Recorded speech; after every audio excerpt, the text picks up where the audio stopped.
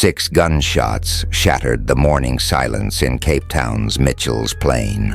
The back seat of an Uber now stained with blood as Simon Jasmine, Moni, the woman who ruled South Africa's most dangerous drug empire with an iron fist, lay dying, her eyes still open, staring at the roof of the car. She knew this day would come.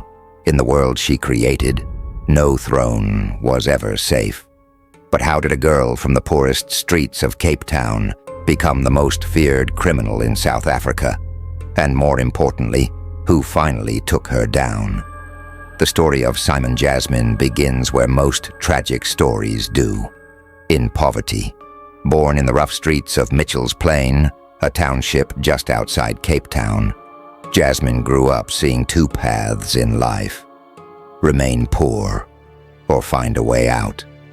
For most kids in her neighborhood, education seemed like a distant dream. The real education happened on the streets, where gangs taught the most profitable lessons. Jasmine wasn't always destined for the criminal world. Those who knew her as a child described her as bright, quick-witted, with a natural talent for numbers. She could calculate faster than our teacher, remembers Trisha, a childhood friend who grew up on the same street. She always said she would be rich one day.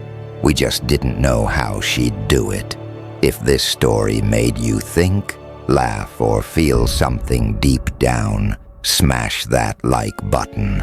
Her journey into Cape Town's criminal underworld started with a relationship. At 17, Jasmine fell for Derek, a small-time drug dealer working for one of the local gangs. Derek wasn't the kingpin, just a worker in a much larger operation, but he showed Jasmine how the business worked. He taught her about supply chains, profit margins, and most importantly, how to spot weakness in competitors. Their relationship was intense but short-lived. In 2015, Derek was gunned down during a territory dispute. The police called it another gang shooting, just another statistic in Cape Town's crime-ridden townships.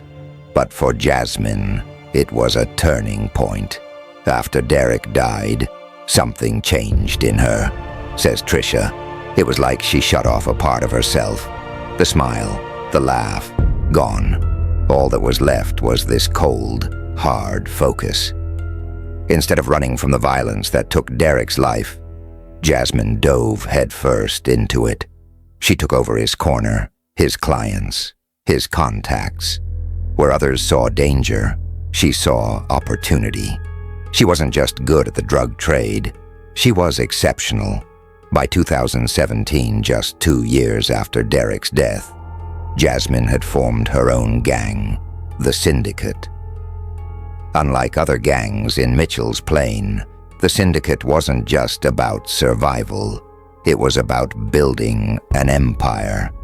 Jasmine had bigger dreams than being a street-corner dealer. She wanted to control the entire Cape Town drug market, particularly the growing heroin trade. Heroin in South Africa had undergone a revolution in how it was packaged and sold.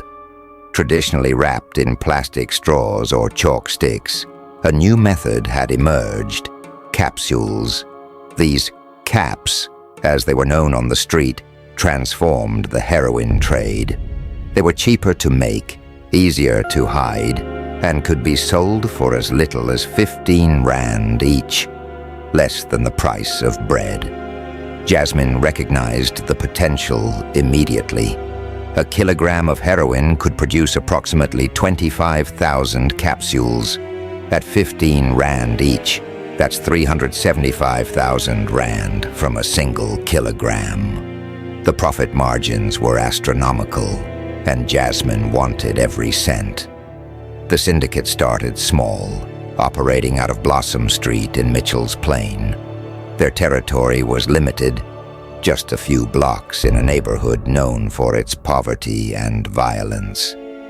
But Jasmine had vision. She didn't just want to be another gang leader. She wanted to be the gang leader. Her expansion began methodically. First, she targeted smaller dealers in her area, offering them protection in exchange for loyalty. Those who refused found themselves facing a choice: join or disappear. Many chose the former, seeing in Jasmine a leader with actual plans beyond day-to-day survival. She wasn't like other gang bosses, explains Thomas, a former member of the Syndicate, who agreed to speak anonymously. She didn't just want money for fancy cars or clothes. She wanted to build something that would last. She was always talking about legacy. By 2018, the Syndicate had grown from a local gang to one of Cape Town's most powerful heroin operations.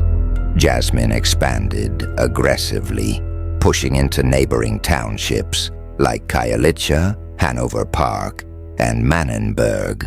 Her network supplied heroin to smaller street dealers who relied on her for their stock. Drop a comment telling us where you're from. We're curious to know. The Syndicate's operations reportedly earned them upwards of 200,000 rand per week, likely much more as they expanded. But money wasn't the only currency Jasmine dealt in. She also traded in loyalty and fear. For the residents of Mitchell's Plain, Jasmine became a complicated figure, part villain, part hero, in a community largely abandoned by the government, where unemployment rates soared and basic services were lacking. Jasmine stepped in to fill the void. She used her drug money to help struggling families with electricity bills, food packages, and school supplies. On weekends, she organized community events, bringing in bouncy castles for the children and hosting catered parties for holidays. Mother's Day and Father's Day celebrations in Mitchell's Plain became known for their elaborate spreads of traditional foods, all courtesy of Jasmine's blood money. She paid for my daughter's school fees when I lost my job, says Maria, a resident of Mitchell's Plain. The government didn't help us, but Moni did. How can I say she was all bad when she kept my family from starving? This dual role, destroyer and savior, earned Jasmine a level of protection from the community that few other gang leaders enjoyed. When police came looking for information, locals suddenly forgot how to speak. Children were taught to watch for police vehicles and warn the Syndicate members. Jasmine had created not just a gang, but a community that depended on her. But her generosity came with a heavy price. As the Syndicate grew, so did the violence. Weekly shootouts, drive-by attacks, and gang wars turned parts of Mitchell's Plain into war zones. Children couldn't play outside, businesses closed early, and residents lived in constant fear of being caught in crossfire. She'd give us food one day, and then there'd be a gun battle on our street the next. Remembers a resident who asked not to be named. What good is a food package if your kid gets shot walking to school? The heroin trade itself was destroying the community from within. Addiction rates skyrocketed as capsules made the drug cheaper and more accessible. Families watched helplessly as loved ones were consumed by addiction, their lives sacrificed on the altar of Jasmine's empire. Her rise to power didn't go unnoticed by rivals. The Cape Flats had long been dominated by established gangs like the Americans, Hard Livings, and the 28's Prison Gang. Jasmine's rapid expansion was seen as a direct challenge, particularly by the taxi bosses in Khayelitsha, who had their own drug distribution networks. Violence soon followed. In early 2019, a dispute over territory between the Syndicate and dealers linked to the Khayelitsha taxi industry, led to a series of attacks. A major Khayelitsha gang member was killed, his body found dumped in an empty lot. A message from Jasmine that she wouldn't back down. The retaliation was swift and brutal. Members of the Khayelitsha gang launched an attack on Jasmine's home base, firing AK-47s into the apartment block, where many of her operations were centered. 3 bystanders were wounded, and one of Jasmine's lieutenants was killed. Jasmine survived the attempt on her life, but the incident marked a turning point. The escalating violence had finally caught the attention of South African authorities. The newly formed anti-gang unit began focusing their efforts on dismantling the Syndicate, seeing it as the key to bringing peace to the Cape Flats. Despite mounting pressure from both law enforcement and rival gangs, Jasmine's empire continued to expand. Her operations were highly organized, with dealers working in shifts and money flowing in from across Cape Town. She invested her profits in legitimate businesses, rental properties, transport services, and even a beauty salon, creating a facade to mask her criminal activities. But running a drug empire requires more than just business acumen. It demands absolute loyalty. As Jasmine's power grew, so did her paranoia. She began to see threats everywhere, even among her closest associates. She changed, says Thomas. In the beginning, she trusted people, gave them chances, but after a while, she started seeing traitors everywhere. If you haven't questioned her decisions, you could end up dead. The first cracks in the Syndicate appeared in early 2020, when one of Jasmine's most trusted lieutenants, Victor, was found dead in his car. The official story was that he had been killed by a rival gang, but rumors spread that Jasmine herself had ordered the hit after suspecting Victor was skimming money.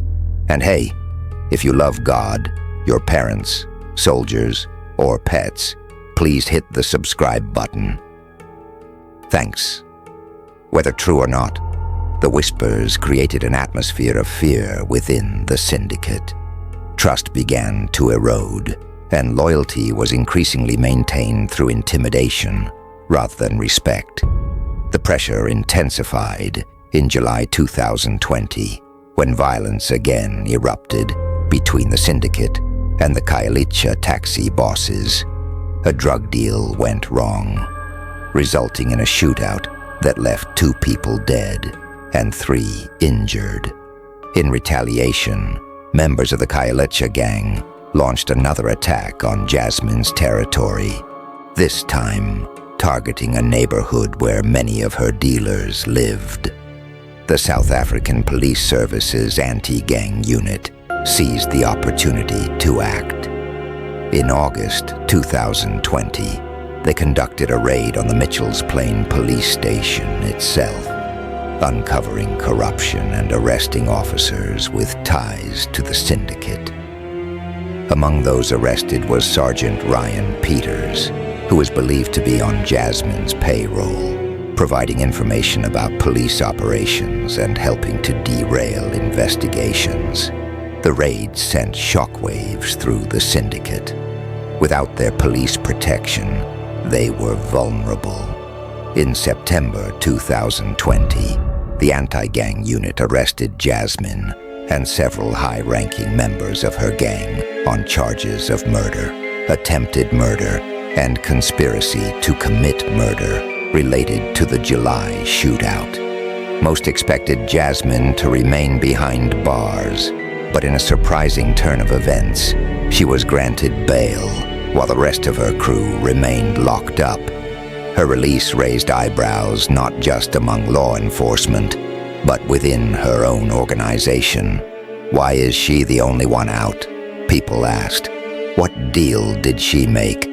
Rumors spread that Jasmine had turned informant, trading information for her freedom. There was no evidence to support this claim, But in the paranoid world of gang politics, suspicion was as damaging as proof. Jasmine knew her position was precarious. Released on bail, but with most of her trusted lieutenants behind bars, she was more vulnerable than ever. The Kailicha gangs still wanted revenge. Rival drug dealers saw an opportunity to seize her territory, and even within the Syndicate, loyalty was wavering. She became increasingly cautious, changing her routines daily and never traveling in her own car. She relied on friends and family to book Ubers for her, believing this would make her movements harder to track. She rarely stayed in the same place for more than a night, moving between safe houses across the Cape Flats. But in a community where everyone knows everyone, secrets are hard to keep. People noticed her movements, her patterns. Information was traded, sold, and eventually it reached those who wanted her dead. On the morning of October 30th, 2020, Jasmine asked her cousin to book an Uber for her. She needed to meet with one of her few remaining trusted associates to discuss the future of the Syndicate. The car arrived on Phoenix Drive, and Jasmine, dressed impeccably as always in designer clothes, walked toward it. As she settled into the back seat, she noticed a car driving slowly past. Something felt wrong, but before she could react, the passenger door was thrown open. A man in a black hoodie raised a gun, and 6 shots rang out in rapid succession. 2 bullets struck her chest, 3 hit her abdomen, and 1 tore through her leg. The Uber driver, terrified, fled on foot. One of the killers leaned into the car and fired 1 final shot at close range, ensuring there was no chance of survival. Moments later, the assassins disappeared into the morning traffic, leaving Jasmine bleeding out in the back seat. When the driver returned, having called for help, he rushed Jasmine to Groot Shore Hospital, but it was too late. The woman who had ruled Cape Town's heroin trade with an iron fist took her last breath in the emergency room. The Queen of the Cape Flats was dead. Jasmine's assassination sent shockwaves through the Cape Flats. Within hours, the news had spread across every township and suburb. Theories about who was responsible multiplied by the hour.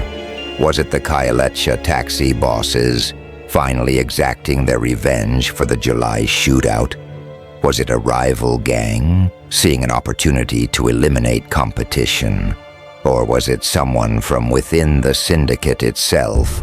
Someone who believed the rumors that Jasmine had turned informant? The police investigation provided few answers. CCTV footage from the area was mysteriously damaged, and witnesses suddenly developed memory problems when questioned. The code of silence that had protected Jasmine in life now shrouded the circumstances of her death. What was certain was that Jasmine's death created a power vacuum in Cape Town's drug trade. The carefully structured empire she had built began to crumble almost immediately. Without her iron grip, internal power struggles erupted within the Syndicate. Old rivalries reignited, and new players stepped forward to claim territory. The violence that followed her death was even worse than what had come before. In the 3 months after Jasmine's assassination, over 30 gang-related killings were reported across the Cape Flats. The heroin trade, momentarily disrupted, quickly adapted as new suppliers stepped in to meet demand. For the residents of Mitchell's Plain, Jasmine's death brought mixed emotions. Some mourned the loss of their benefactor, the woman who had provided when the government failed them. Others felt a sense of relief, hoping that without her driving the drug trade, their community might finally know peace. both would be disappointed. The system Jasmine had built was bigger than any single person. The demand for heroin remained. The poverty that drove people to sell and use drugs didn't disappear, and the cycle of violence continued unabated. At Jasmine's funeral, hundreds gathered to pay their respects. For a woman who had lived her life in the shadows of legality, her send-off was surprisingly public. Friends, family, and even some who had feared her came to say goodbye to the woman they called Moni. Her casket, a gleaming white with gold handles, was carried by 6 men in black suits, all members of the Syndicate. Flowers worth thousands of rand adorned the gravesite, and a choir sang hymns as she was lowered into the ground. It was a funeral fit for royalty, not a drug queen. She wasn't perfect, said her sister during the eulogy, but she took care of her own. In a world that gave her nothing, she built something. Judge that how you will. For the police and the anti-gang unit, Jasmine's death was a hollow victory. They had been building a case against her, hoping to dismantle the Syndicate through the legal system. Her assassination robbed them of that opportunity and led to more chaos rather than less. When you cut off the head of a snake, you expect it to die, said Captain Hendricks of the anti-gang unit. But this wasn't a snake. It was a hydra.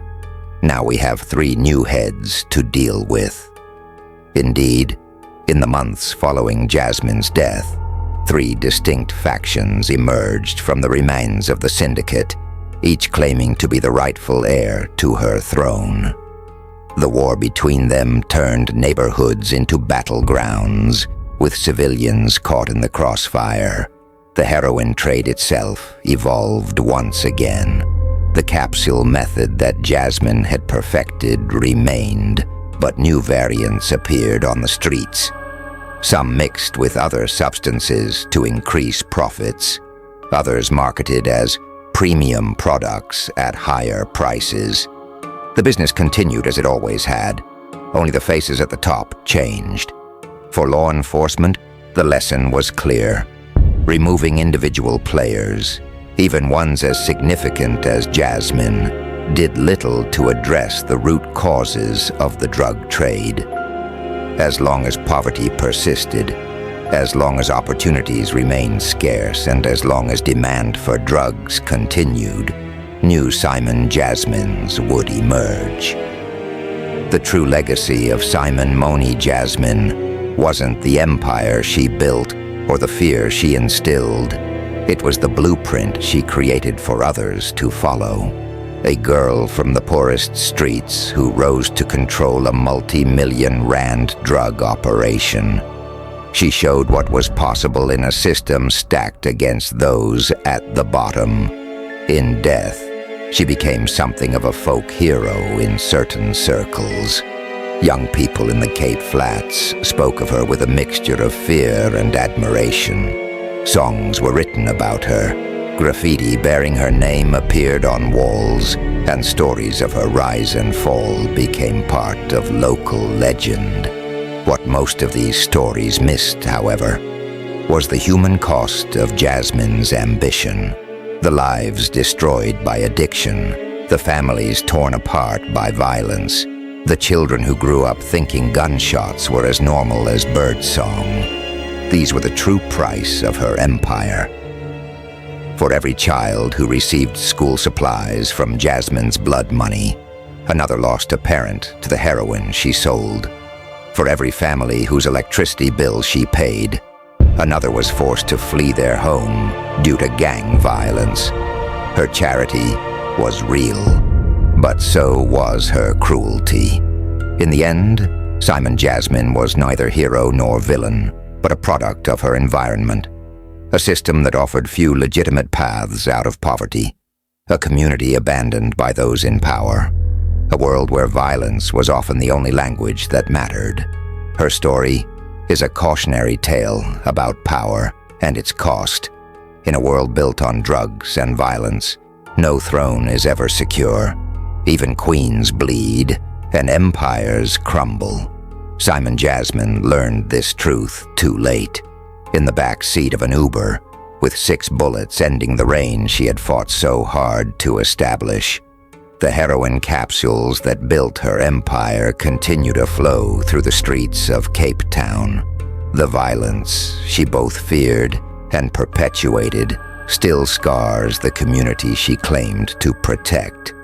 And somewhere in the Cape Flats, another young person looks at their limited options and sees in the drug trade a path to power, wealth, and respect, just as Jasmine once did. The cycle continues, unbroken by her death, perhaps even strengthened by her legend. In life, Moni Jasmine controlled Cape Town's most profitable drug territory. In death, she became a symbol of both the possibilities and limitations of power in South Africa's criminal underworld. As one resident of Mitchell's Plain put it, they shot Moni 6 times, but they can't kill what she stood for. As long as kids here go hungry, as long as the government ignores us, someone will step up to take her place. The faces change, but the game stays the same. The story of Simon Jasmine offers no easy answers, no clear morals. It simply holds up a mirror to a society divided by wealth and opportunity, where some are given everything and others must take what they can. In that harsh reality, empires rise and fall, queens live and die, but the underlying conditions that create them remain stubbornly unchanged.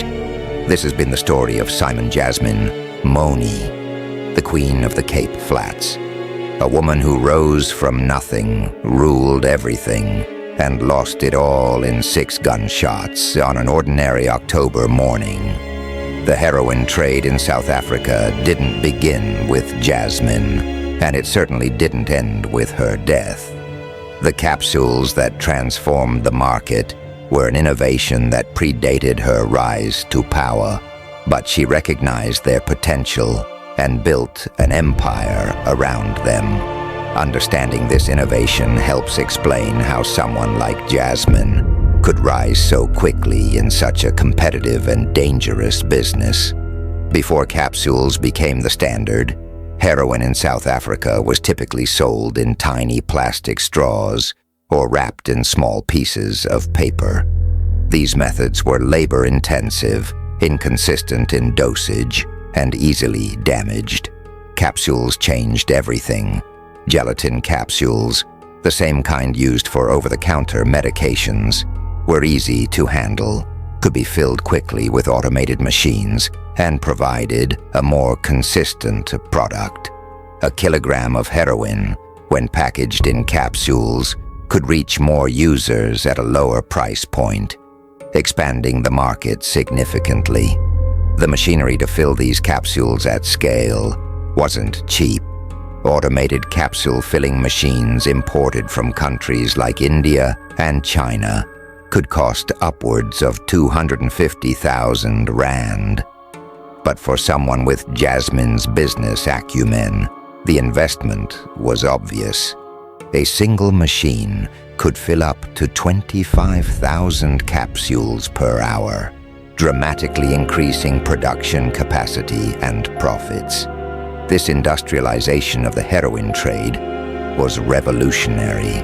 What had once been a cottage industry became something closer to a modern business operation. Jasmine didn't invent this method, but she perfected it, creating supply chains and distribution networks that maximized efficiency and profit. The capsules themselves became known simply as caps on the street, priced at around 15 rand each, cheaper than fast food or a loaf of bread. They made heroin accessible to a wider market. Users no longer needed to spend hundreds of rand at once. They could buy a single cap with whatever money they had available. This low entry point created new users and ensured existing ones could always afford a fix. The business model was brutally effective. A user might start with 1 cap per day, but as tolerance built, consumption would increase to multiple caps daily. The low price point created the illusion of affordability, while the addictive nature of heroin ensured repeat customers. For Jasmine, this meant predictable, growing revenue. The Syndicate's operations reportedly brought in at least 200,000 rand weekly, though the actual figure was likely much higher. With minimal production costs and huge profit margins, Jasmine's business generated enormous wealth. But running such an operation required more than just business sense. It required protection. This is where Jasmine's relationship with local law enforcement became crucial.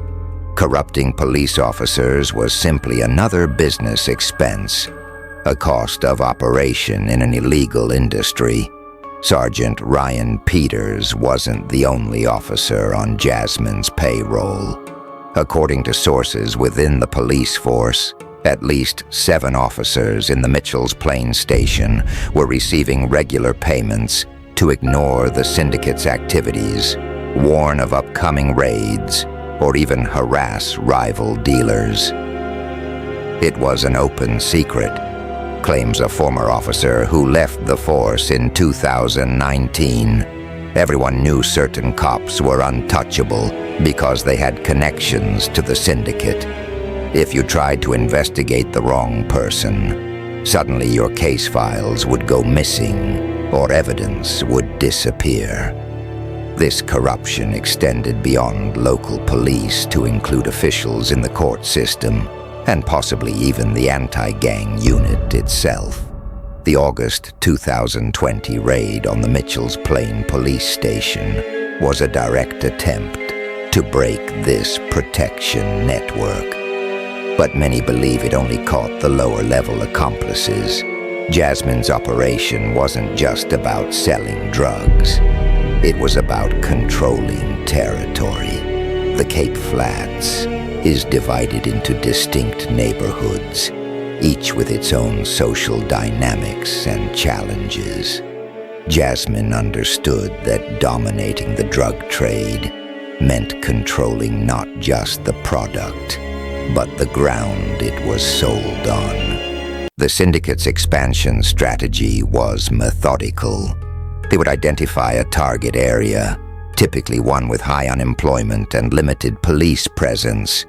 They would then recruit local young men, offering them protection and steady income in exchange for loyalty. These recruits would become the visible face of the Syndicate in new territories. Behind them stood Jasmine's enforcers, hardened criminals willing to use extreme violence to maintain control. When a new area was being opened, shows of force were common. Public beatings of resistors, shootings in broad daylight, and other demonstrations of power sent a clear message. The Syndicate was in charge now. This territorial control had benefits beyond just selling drugs. It created protection rackets, where local businesses paid for security. It provided intelligence networks, with residents reporting police movements or rival gang activities. And it gave the Syndicate a pool of potential recruits, as young people saw the wealth and power that came with membership. Jasmine was particularly skilled at identifying and developing talent within these new territories. Unlike many gang leaders who ruled through fear alone, she recognized the value of loyalty inspired by opportunity. Young men who showed promise were given increasing responsibility and rewards. She had this way of making you feel seen, recalls Thomas, like you weren't just another soldier, but someone with potential. She'd test you with small tasks, and if you did well, there was always more money, more trust, more power. People would do anything to keep moving up. This management approach created a strong organizational structure. The Syndicate wasn't just a loose collection of criminals. It was a hierarchy with clear roles and responsibilities. Street dealers answered to area managers who reported to lieutenants, who answered directly to Jasmine. Each level had specific duties and rewards, creating a professional operation more akin to a corporation than a traditional gang. The professionalization of the Syndicate extended to its money management. Jasmine was meticulous about finances, tracking revenue streams and expenses with precision. Unlike many in the drug trade, who flaunted their wealth with flashy cars and jewelry, Jasmine was relatively modest in her personal spending.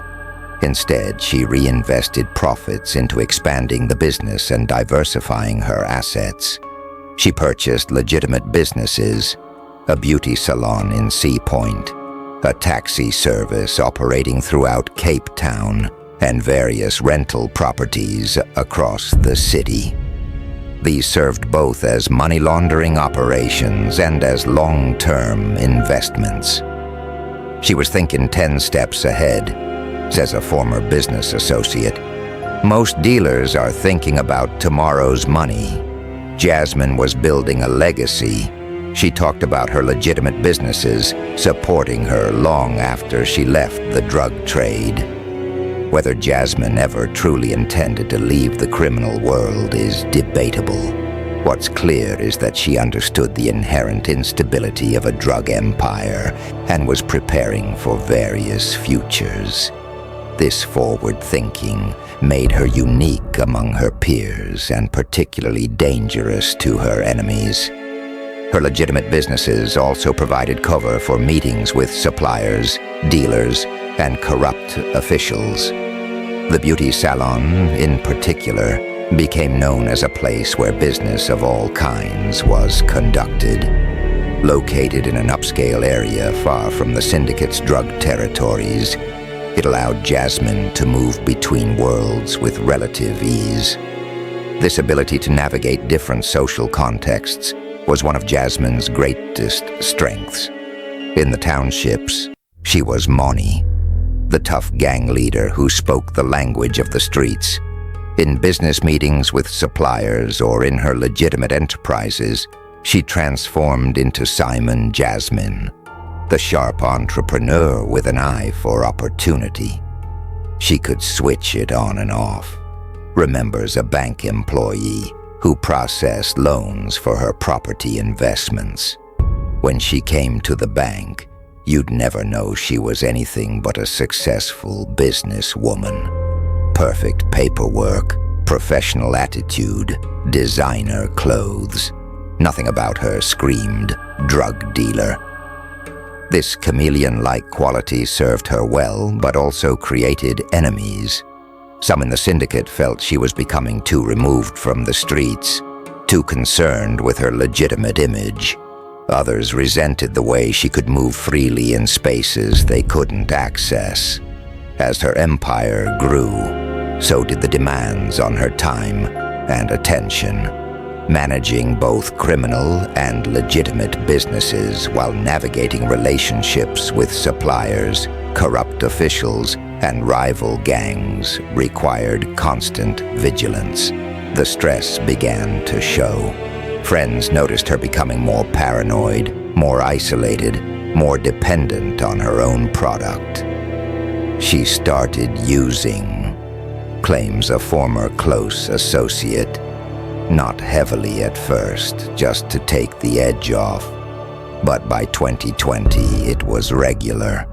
The pressure was getting to her. Running an empire that big, with that many people wanting you dead, it takes a toll. Whether Jasmine actually used heroin remains disputed. What's clear is that her behavior changed in the months leading up to her death. She became more erratic, more suspicious, and more violent in her responses to perceived threats.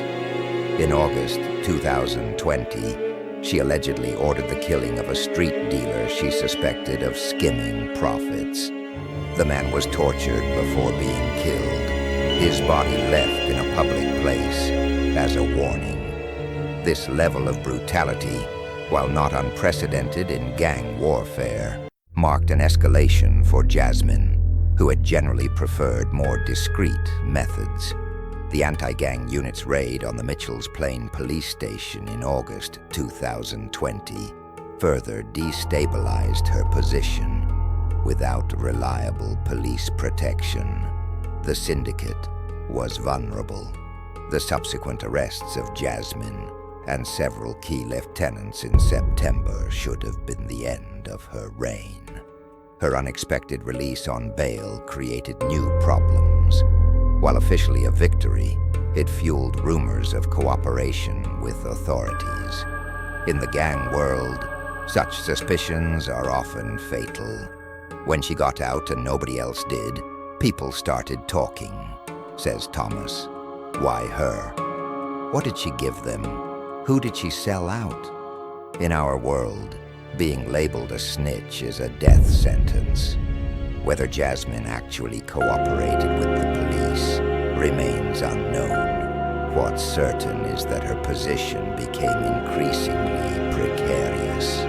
With most of her trusted inner circle behind bars, she was forced to rely on less tested associates. The hierarchy that had made the Syndicate so effective began to collapse.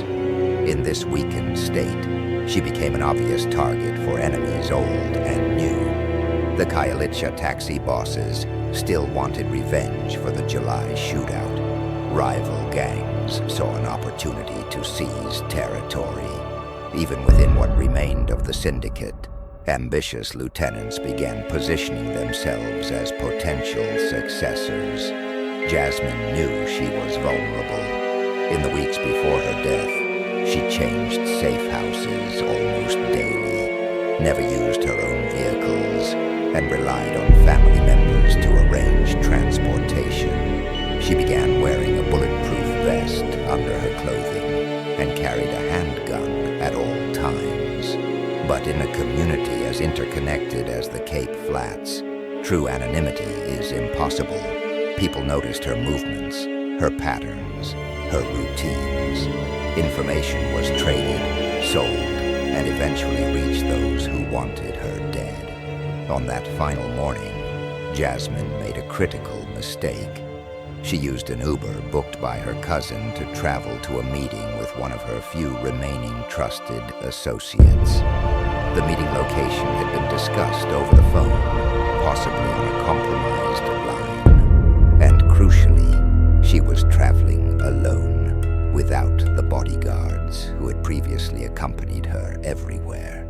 Whether this was overconfidence, fatigue, or simply the inevitable result of a life built on violence is hard to say.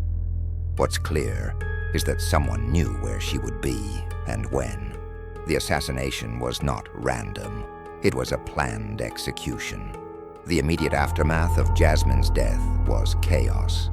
With no clear successor, the Syndicate splintered. 3 main factions emerged, each claiming to be the rightful heir to her empire. The violence that followed claimed dozens of lives as territory changed hands multiple times in bloody exchanges. For Cape Town's drug users, the disruption was temporary. New suppliers quickly stepped in to meet demand, often selling inferior products at higher prices. The heroin caps continued to flow through the streets, now under new management. For law enforcement, Jasmine's assassination was a mixed blessing. While removing a major player from the board, it led to greater instability and violence. The carefully built case against her and the Syndicate lost its central target, making it harder to dismantle the remaining organization. "We wanted her in court, not in a coffin," admitted Captain Hendricks. Dead criminals don't testify against their associates. They don't reveal their networks. They become martyrs instead of cautionary tales. Indeed, in death, Jasmine achieved a kind of immortality that might have eluded her in life. Her name became synonymous with a certain kind of success, brutal, fleeting, but real, in a system that offered few legitimate paths to wealth or power. Her funeral was a spectacle that underscored this complicated legacy. Hundreds attended, from family members to street dealers to residents of the neighborhoods she had both terrorized and supported. The ceremony featured expensive floral arrangements, professional musicians, and even a release of white doves, symbols of a peace that had eluded Jasmine in life. Most striking were the young people present, teenagers who had grown up seeing Jasmine as a model of success rather than a cautionary tale. They wore t-shirts with her image, some bearing the slogan, "Long live the Queen." For them, Jasmine represented possibility in a world that offered few. This romanticization of a drug queen says much about the communities she operated in, when legitimate paths to success seem blocked by poverty, discrimination, and lack of opportunity. Even destructive role models can seem appealing. Jasmine's rise from township girl to criminal queen offered a narrative of agency in a system that often denies it. The true victims of Jasmine's empire, the addicts trapped in cycles of dependency, the families torn apart by violence, the communities destabilized by gang warfare, received less attention in these posthumous celebrations. Their stories, less glamorous but more numerous, form the hidden costs of the drug trade. In the months after Jasmine's death, heroin use in Cape Town continued unabated. The capsules she had used to build her empire remained the delivery method of choice, now produced by new hands in different safe houses. The business model she had perfected proved resilient, even without its architect. The violence eventually stabilized as new power structures emerged. Two of the Syndicate's factions merged under the leadership of a man known only as Phoenix, while the third was absorbed by an established gang from another area. The borders were redrawn, the territories redistributed, but the fundamental dynamics remained unchanged. For the residents of Mitchell's Plain and the other areas where Jasmine had operated, life continued in its precarious balance. Some hoped that without her driving the drug trade, their communities might find peace. Others feared that her replacements would be even worse. All of the brutality with none of the community support she had provided. Both perspectives contained elements of truth. The new leaders lacked Jasmine's business acumen and strategic vision, resulting in less efficient operations. But they also lacked her occasional restraint, leading to more indiscriminate violence as they established control. The social programs Jasmine had funded, the food parcels, the school supplies, the community events, disappeared almost immediately after her death. Without her directing profits toward these initiatives, the Syndicate reverted to a pure profit model with no pretense of community support. "At least with Moni, we got something back," lamented Maria. "These new guys just take and take. They don't care if we live or die, as long as we buy their drugs or stay out of their way." This contrast highlights the complicated role Jasmine played in her community. Her charity was real, even if it was built on suffering. Her support made a genuine difference in the lives of many families, even as her business destroyed others. This duality made her both loved and hated, a savior and destroyer wrapped in one. The police investigation into Jasmine's murder officially remains open, though few expect it to ever be solved. In a world built on silence and loyalty, witnesses rarely come forward, and evidence has a way of disappearing. The killers who pulled the trigger that October morning may never face justice. Some theories about her assassination have gained more traction than others. The most widely believed is that the Kayaletsha taxi bosses, still seeking revenge for the July shootout, hired professional hitmen to eliminate her. Others suggest it was an inside job, ordered by one of her own lieutenants who saw an opportunity to seize power while she was vulnerable. A third, more controversial theory points to police involvement. Some believe that corrupt officers, fearing Jasmine might expose them in exchange for leniency in her case, arranged her killing to ensure her silence.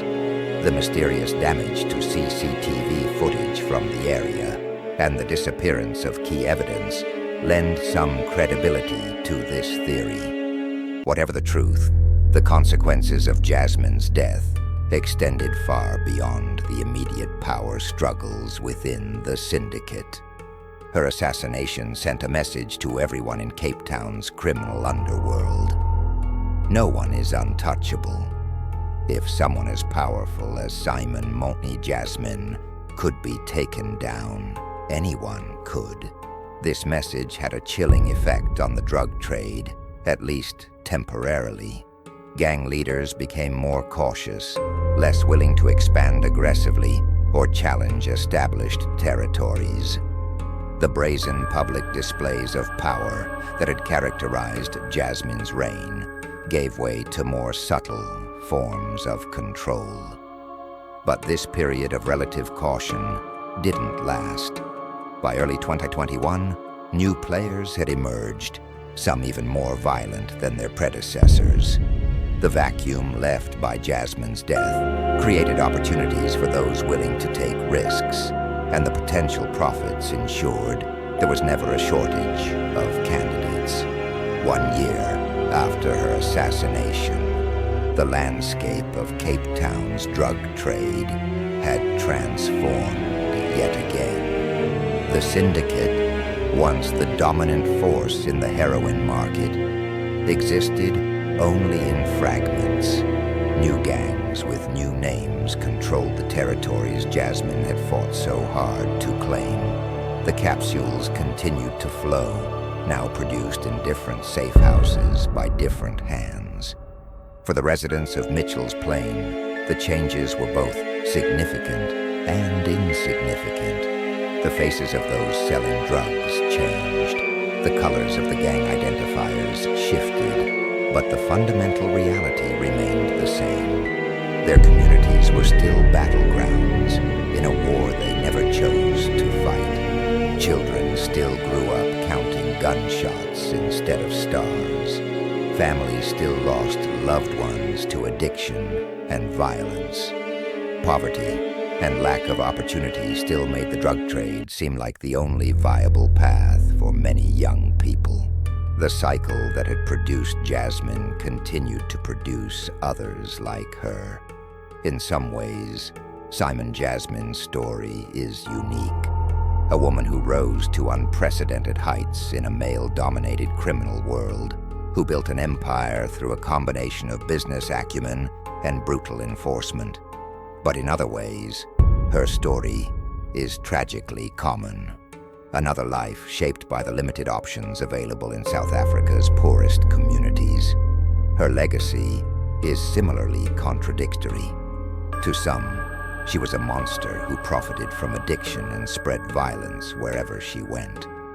To others, she was a rough form of justice, a provider when the system failed, a glimpse of what success might look like in a world with few legitimate paths to it. Perhaps the most honest assessment comes from those who knew her not as a drug queen or a benefactor, but simply as a person, complex, flawed, capable of both great cruelty and surprising kindness.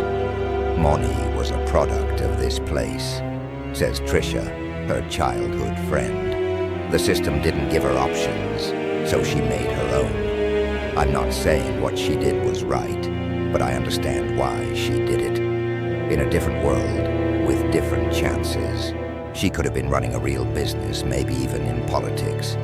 She had that kind of mind, that kind of drive. But we don't live in that world. We live in this one. Indeed, the world that created Simon Jasmine continues to exist. The poverty that drove her to the drug trade persists across the Cape Flats. The lack of economic opportunities that made gang life seem appealing still limits the horizons of young people. The demand for escape that fuels drug use remains unaddressed. As long as these conditions persist, there will always be new Simon Jasmines. People who see in the criminal world a path denied them in the legitimate one. The faces change, the gangs rise and fall, but the underlying dynamics remain stubbornly unchanged. In the end, the story of Simon Moni Jasmine is not just about one woman's rise and fall in Cape Town's criminal underworld. It's about a system that creates such figures, a society divided by opportunity and access, and the human cost of that division, measured in lives lost, potential wasted, and communities destroyed. Her death, like her life, offers no easy answers or clear morals. It simply holds up a mirror to a reality many would prefer not to see. A world where drug queens become community heroes because no one else steps up to fill the void, where violence becomes currency because other forms of power remain out of reach, where 6 bullets in the back of an Uber can end an empire, but can't begin to address the conditions that built it. As Cape Town moves forward, as new leaders emerge in the criminal world, and new strategies are developed by law enforcement, the legacy of Simon Jasmine serves as a reminder of both the human capacity for reinvention and the stubborn persistence of structural inequalities. Her story ended on that October morning in 2020, but the story of the Cape Flats continues, a complex narrative of survival, ambition, and the search for dignity in a system that too often denies it. Until that larger story changes, there will always be those who choose to write their own endings, whatever the cost. The capsules that built Jasmine's empire still flow through the streets of Cape Town, still claim lives and destroy families, still generate profits for those willing to risk everything to control their distribution. The game continues, with new players, but the same brutal rules. Somewhere in Mitchell's Plain, a young person looks at their limited options and sees in the drug trade a path to respect, to wealth, to power, just as Jasmine once did.